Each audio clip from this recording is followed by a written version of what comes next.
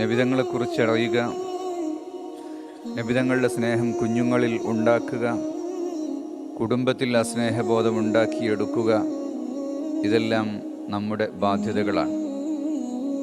ഒരു മനുഷ്യൻ്റെ ജീവിതത്തിൽ സന്താന പരിപാലനത്തിൽ ഏറ്റവും നിർബന്ധമായ കാര്യം ആദ്യമായി നബിതങ്ങളുടെ പേരും നബിതങ്ങളുടെ ജന്മസ്ഥലവും നബിതങ്ങളുടെ അന്ത്യവാസസ്ഥലവും ഏതെന്ന് പഠിപ്പിച്ചു കൊടുക്കലാണല്ലോ. നബിതങ്ങളുടെ പിതാക്കന്മാരുടെ പേരറിയൽ ഓരോ മുഅ്മിനിനും നിർബന്ധമാണ്.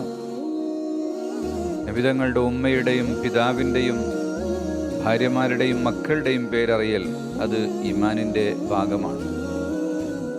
തങ്ങളെ സ്നേഹിക്കുന്നതോടൊപ്പം തന്നെ കുടുംബത്തെ സ്നേഹിക്കലും തങ്ങളുടെ അനുചരന്മാരായ സ്വഹാബികളെ സ്നേഹം വെക്കലും അത് ഈമാനിൻ്റെ ഭാഗമാണ്. അറിവുണ്ടെങ്കിലേ ഈമാൻ വർദ്ധിപ്പിക്കാൻ കഴിയുകയുള്ളൂ. അറിവുണ്ടെങ്കിലേ ദീനനുസരിച്ച് ജീവിക്കാനും പറ്റുകയുള്ളൂ.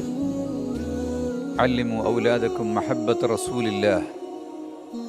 സൗദി അറേബ്യയിലെ വിഖ്യാതനായ, സൗദിയിലെ നിരവധി തവണ മന്ത്രിയായിരുന്ന, സൗദിയിൽ വിശ്വപ്രസിദ്ധ ചാരിറ്റി ഓർഗനൈസേഷൻ രൂപീകരിച്ച വലിയ എഴുത്തുകാരനും ചരിത്രകാരനും പണ്ഡിതനുമായിരുന്ന ഡോക്ടർ മുഹമ്മദ് അബ്ദു യമാനി.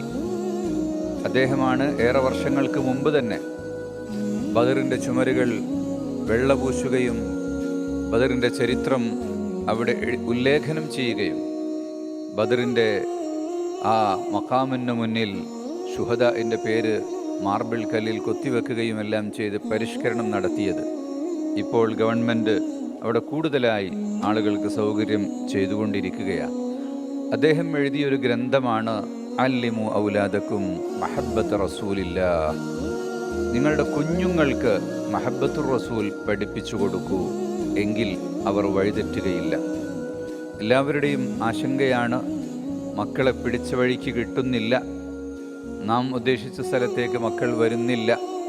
എങ്കിൽ ആ മക്കളെ നിങ്ങളുടെ കൂടെ നിൽക്കാൻ, നിങ്ങൾ ഉദ്ദേശിച്ച ദീനിൻ്റെ ഈമാനിൻ്റെ സൽവഴിയിൽ നിൽക്കണമെങ്കിൽ അതിനുള്ള ഒരു മരുന്നാണ് മഹബ്ബത്തു റസൂലില്ലാഹി സ്വല്ലല്ലാഹു അലൈഹി വസല്ലം.